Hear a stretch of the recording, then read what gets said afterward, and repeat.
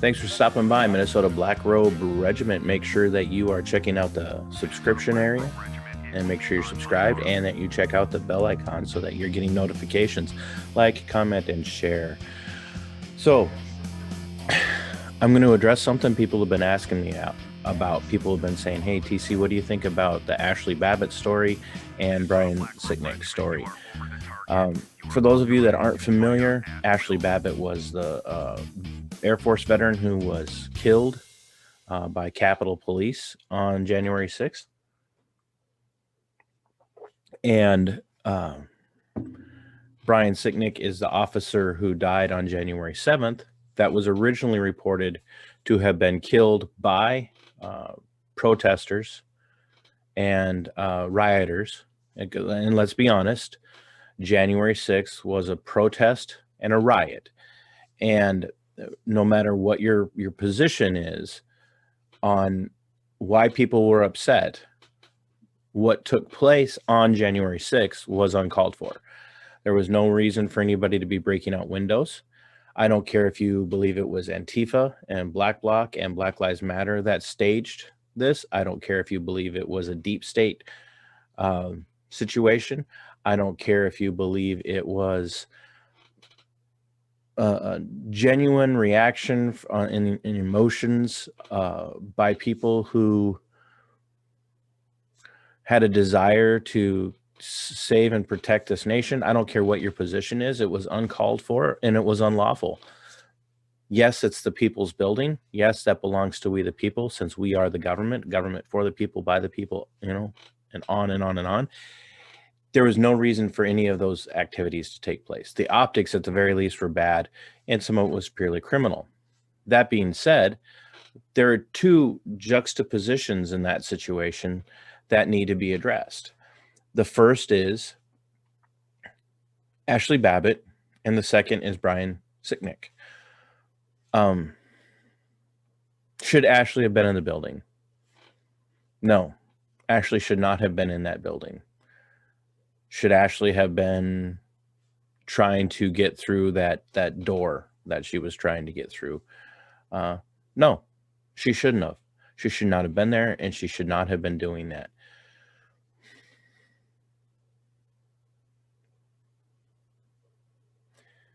However, she didn't deserve to die. And the fact that Capitol Police and the fact that the United States government have covered up and hidden the name of the officer who shot and killed her is atrocious. And why do I say that? Because if you look at every other high-profile law enforcement shooting in the United States, I don't care what state it is in, I don't care where it takes place, you will know the name of the officer involved. We don't have to go all that far back in the history of this country to know who Michael Brown was and who Darren Wilson were.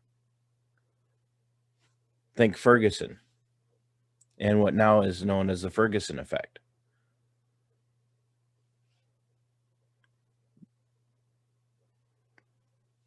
Darren Wilson was justified in his lawful use of force against Michael Brown. Michael Brown was a criminal thug who assaulted Darren and attempted to do severe bodily harm, if not kill him, inside of his vehicle. Darren had a responsibility as a member of the law enforcement community to subdue and take Michael Brown into custody, especially after he had assaulted Darren. But what was the narrative? Right? And so we knew his name. We knew his name. You think about LeBron James. LeBron James posted a picture of the officer who killed the young woman with a knife here just a few weeks ago. a month or so ago now, and plastered his picture and his name all over his Twitter account and all over social media saying, "You're next," with the hourglass next to it. You know, King James, as everybody so affectionately calls him, such an expert in law enforcement, blasted this man's identity all over the place and ostensibly leveled a threat against him. We knew that guy's name. We knew the names of every single one of the officers involved in George Floyd's death within hours. And they were fired within hours. And probably rightly so. Who knows? Derek Chauvin's been convicted by a jury of his peers. But we all knew their names, and there wasn't even a shooting involved there.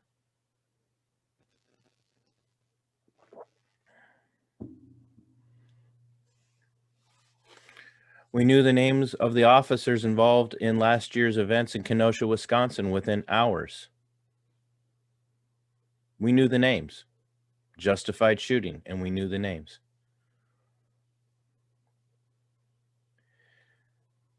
Why don't we know the name of the officer, the plainclothes Capitol officer who shot and killed Ashley Babbitt?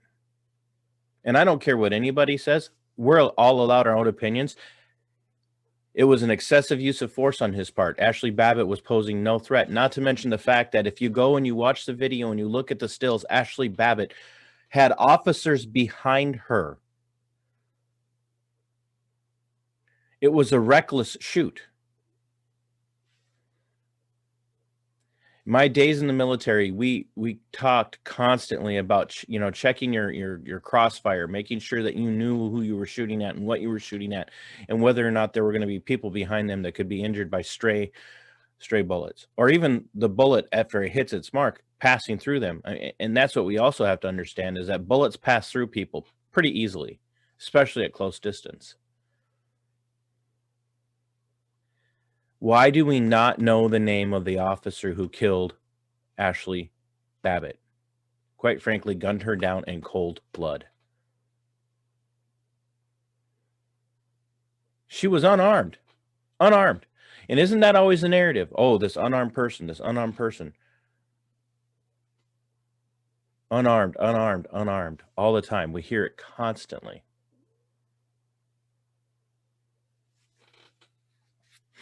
So why am I juxtaposing Ashley Babbitt and Brian Sicknick?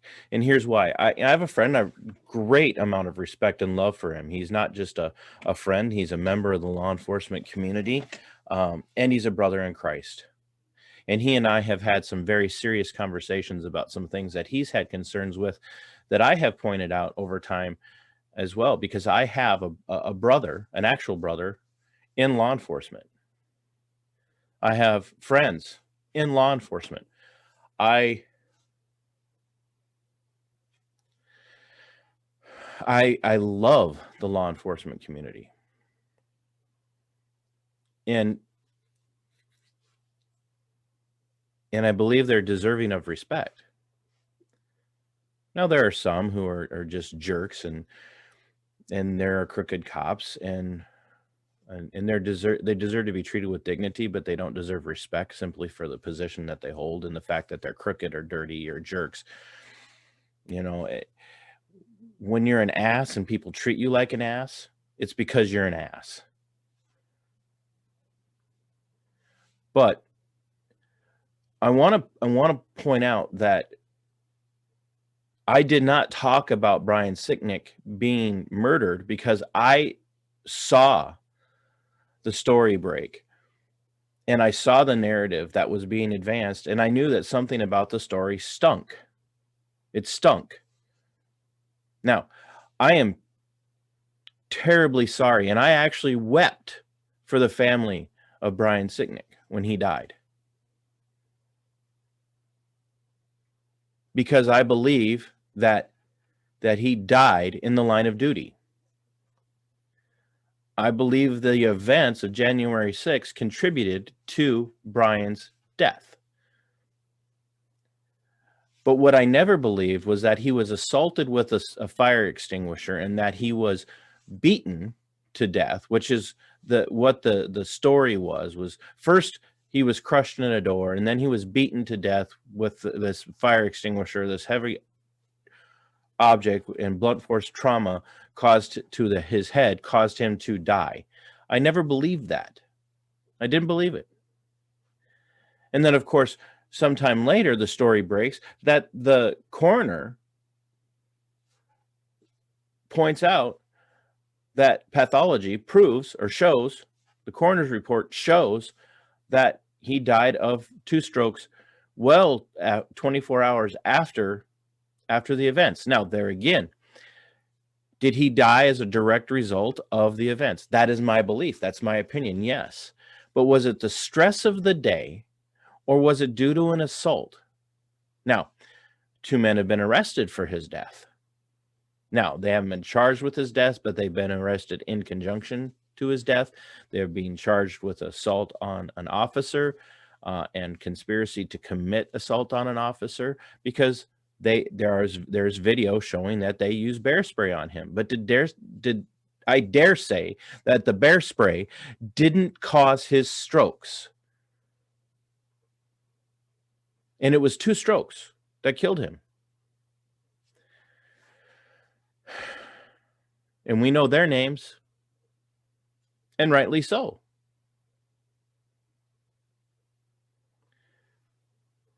But why is Ashley Babbitt being painted out to be this terrorist who deserved to die? And I want to keep people abreast of this. The very people in the United States who lambast every law enforcement shooting and claim it's an excessive use of force and it's an act of police brutality, no matter who is shot. Well, and let's be honest, the vast majority of the people who are out there screaming and hollering about law enforcement shootings are leftist Marxist agitprops that are part of the Black Lives Matter movement and part of Antifa and other leftists. And a lot of them are leftist Marxist politicians within the Democrat Party. They scream and holler about every law enforcement shooting and talk about how no law enforcement shooting is justified and how law enforcement officers need to wait to be shot at or to be engaged before they themselves can shoot. Haven't said a word about Ashley Babbitt. And they're at the same time, they're hailing Brian Sicknick as a hero of the Republic. And there again, tragically, Brian died, and I'm sorry that he died, but did he deserve to lie in state at the Capitol building for dying of 2 strokes? See, this is where we're at. It's all about narrative. Ashley Babbitt, evil woman, deserved to die. She deserved to be shot. According to the Marxist left, she deserved what she got. Brian Sicknick, who had the shoe been on the other foot, had he been interacting with Black Lives Matter or Antifa during their riots, which there were riots in Washington, D.C., and he then shot and killed someone, Brian Sicknick would have been public enemy number 1, according to the Marxist left. But now they're going to have him lie in state in the Capitol because he died as a hero defending the Capitol building.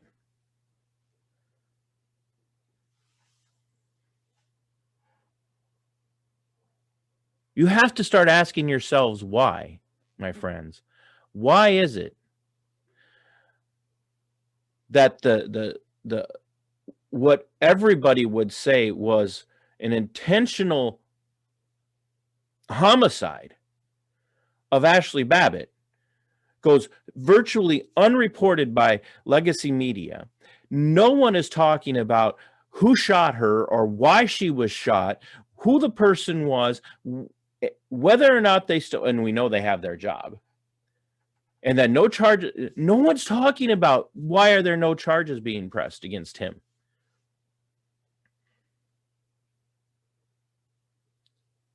Yet almost every other law enforcement shooting, and quite frankly, Ashley Babbitt is an oppressed person. She falls into the oppressed person category. She's a female.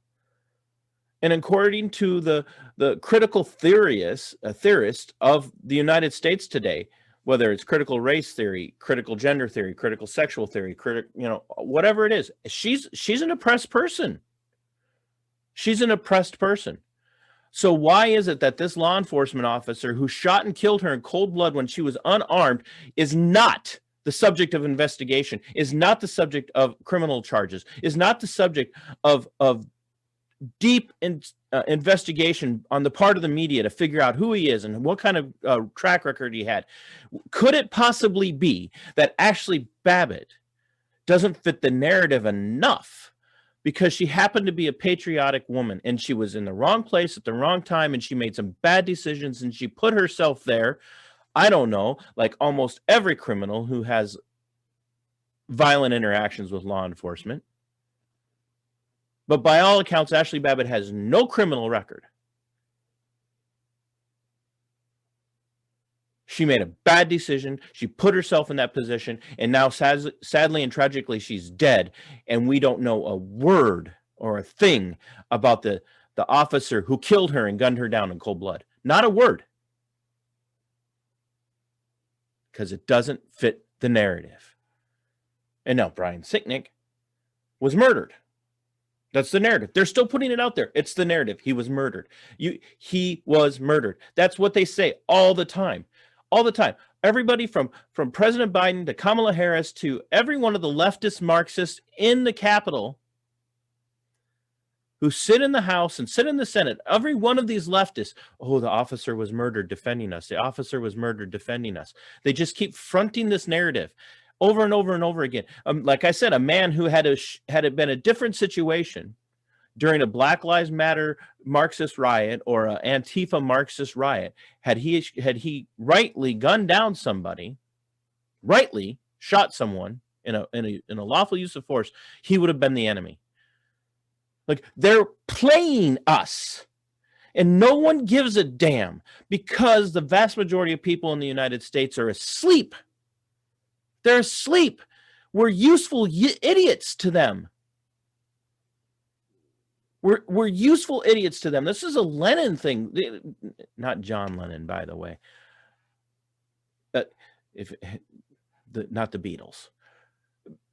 But we're useful idiots to them.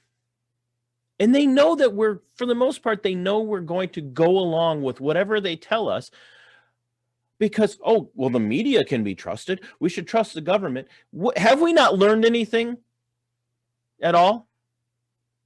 Ashley Babbitt and her family deserve justice. They deserve justice. What happened to Ashley was not just. It wasn't right. There were other options. She didn't deserve to die in that situation. Brian Sicknick didn't deserve to die, but he didn't die at the hands of protesters. He died because he had a stroke. But they're using him. They're using him. They continue to use him, and that's not justice either. Brian Sicknick deserves justice, and he deserves dignity, and the leftists and the Marxists in our government are not going to give him that dignity because they're going to keep propagating this idea that he died a martyr at the hands of vile right-wing domestic terrorists. And that'll be a video too. They're using him to advance this idea, this false agenda of right-wing domestic terrorism that's not taking place. January 6th was a tragic event all the way around, from the riot and the devastation of the people who broke into, and as we have video, officers allowing them into the building as well, but nobody talks about that. January 6th, Capitol building invasion should not have happened. Should not have happened. No one should have been inside of that building. Like I said, for no other reason, the optics were bad. But we had over a year of violent leftist, racist rioting. across the United States in major cities. That's not domestic terrorism, but Ashley Babbitt was a domestic terrorist, and Brian Sicknick was a victim of domestic terrorism. Both of those things patently untrue.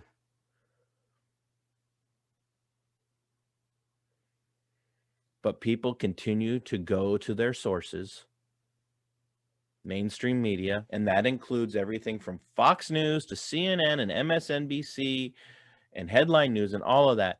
It's all the mainstream. They're all in it together.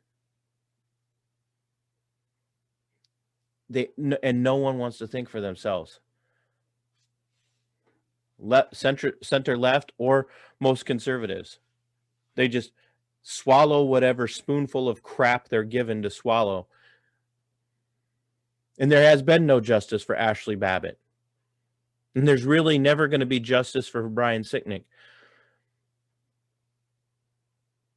Because the left will continue to use them both to advance their agendas.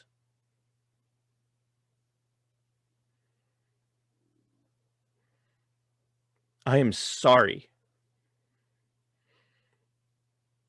for the family of Ashley Babbitt. Not only is she gone, but they have to listen every day as Ashley is made out to be a monster. And her name and her reputation will be forever tainted because our government has tainted her name. And they will never get justice for her because the man who murdered her, and it was murder, the man who murdered her got away scot-free because it fit the agenda. It fit the narrative. How many times have you heard me say that?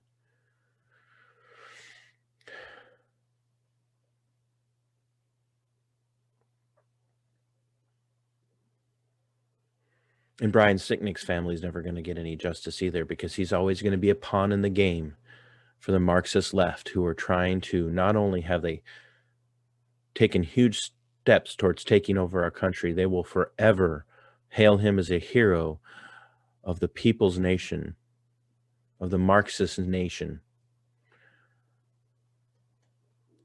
that they're trying to make. There's no justice in this.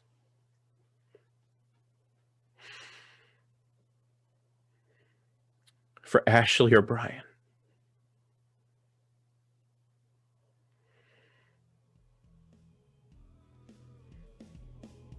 They're victims. They're victims of an agenda and a narrative. And that should make you sick. When are you going to wake up, America? When are you going to wake up and take your republic back? Until next time, 6 Semper.